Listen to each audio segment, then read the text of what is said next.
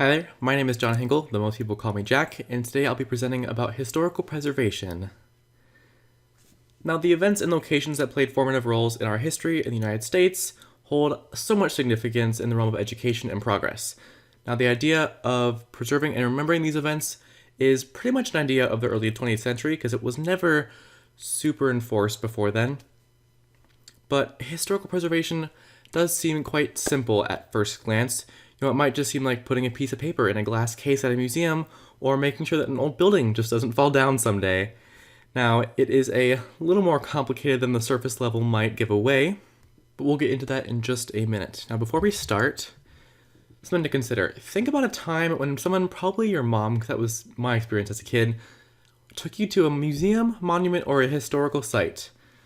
Now, did you learn anything while you were there, and how was that different from when you were in school taking notes or watching a documentary?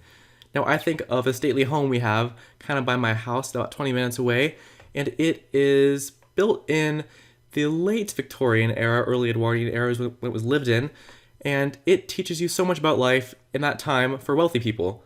But sites like the home that I live close to really just convey a lesson of history that can't quite be done the same way as the school system would do it.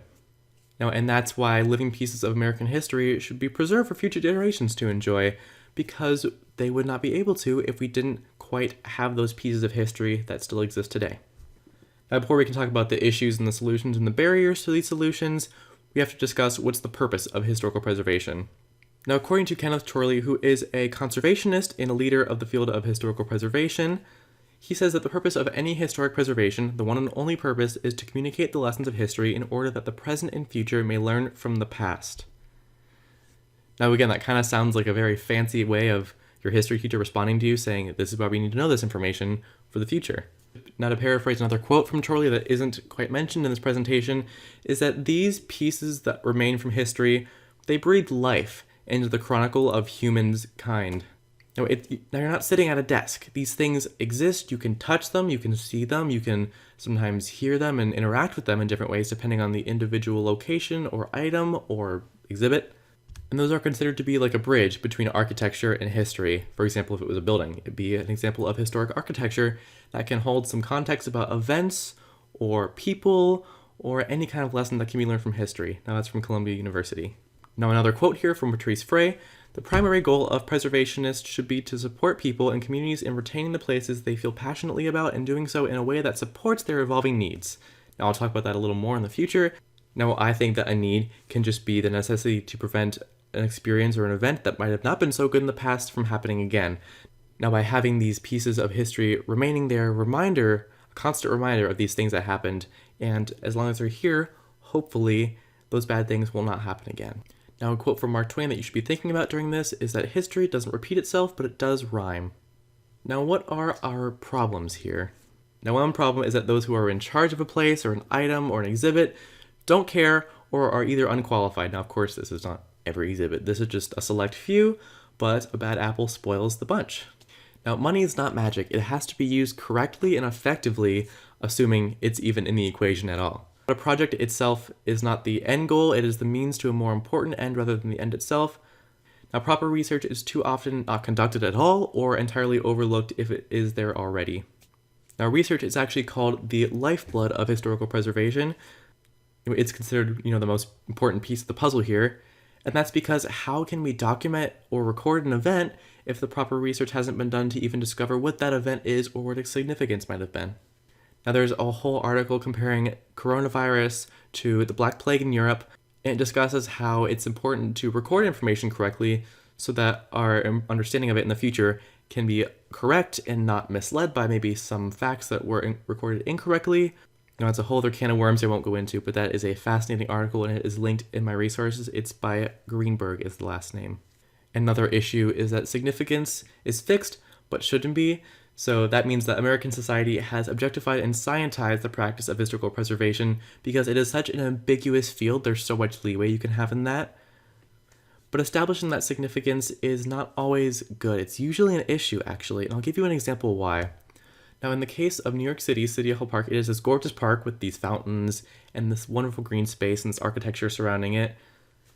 Now, prior to the 1990s, this place was simply the commons of colonial New York and the site of many protests and demonstrations over the years. That seems great, it's a pretty place, it has some significance. Now, because in the United States, significance is fixed, that is what it was set to be. Now, of course, this changed quite dramatically upon the discovery of some graves of both enslaved and free African Americans from some centuries ago on the premises of this huge park. Now, that'll, of course, change the perspective on this a little bit and change the significance. They actually ended up changing the name to the City Hall Park and Burial Ground. Now, what's a good solution for this problem? So, I think that the best solution to this problem would be to support sites, projects, or organizations that you believe in yourself. Now, that can be either financially or with your time, and that just ensures that the longevity of your organization, the opening of your site, or the longevity of just an item in particular, and that allows whatever individual or group of individuals to continue the work that is important to you. But one awesome organization is the National Trust for Historical Preservation. The mission statement of this organization is to save places where our history happened in the United States. So they are trying to remember all of the contributions made by minorities like women, African Americans, and other minority groups in general across the span of American history. Now, the National Trust for Historical Preservation actually created the African American Cultural Heritage Action Fund, which continues to preserve places where important developments in African American history were made throughout the United States.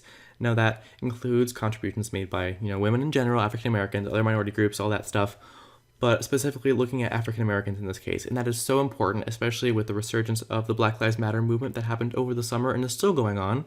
Now, that being said, this is a great organization. I love everything they stand for. I love their work. But it is important to support an organization that holds meaning to you, to your identity, to your family's history, because that is what makes our history so important. It is up to the individual to have their history, what's meaningful to them, be remembered.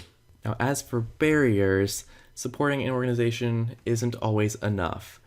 Now, out of the approximately 1,100 preservations in this country as of the year 1956, so it's a little outdated, none of them are really doing a great job, as you can see by this quote from Kenneth Torley again. Now, money is not magic. It cannot just improve someone's judgment, and it cannot improve the quality of an exhibit or a site or a piece of history, like an item, on its own. And on top of that, some projects are just poorly managed, whether with their historical significance or with their physical appearance. Now, what can you do about this? I encourage everyone to do personal research to either determine which organizations they would like to support financially or with their volunteer time, or research how to be a catalyst for change when organizations or projects are meaningful to you but might not quite be there yet. Things like visitor suggestions, volunteering your time. Suggestions are a thing. These plausible, if your idea is plausible, realistic, and actually could possibly enhance something, there's a good chance that the curators or historians behind a project will listen to you and try and implement that because they are trying to appeal to that audience. And if you're telling them that, they might think, oh, that's a great idea. I should implement that and it can help us do better. So even if there is not a penny to your name, you can totally contribute by suggestions and volunteering your time. So just to wrap things up here, whether it's the responsibility of the government or an independent organization or just the individual, preserving history is an incredibly daunting task that's responsible for translating knowledge from the past onto the future generations. And it definitely has a place in our society. During the passage of time, we risk repeating unfortunate events that have occurred in history, we risk losing aspects of our own or other cultures, and we often forget or miscredit important contributions that made society what it is today. Or often, if we forget them, what it could be. While not everyone might think so, every single event in history holds an incredible amount of significance, and the significance cannot be retained if the knowledge from the past isn't properly translated. Now, it is so important to remember that the past is recorded with the intention of being remembered, and what are we going to do if we forget that? Thank you.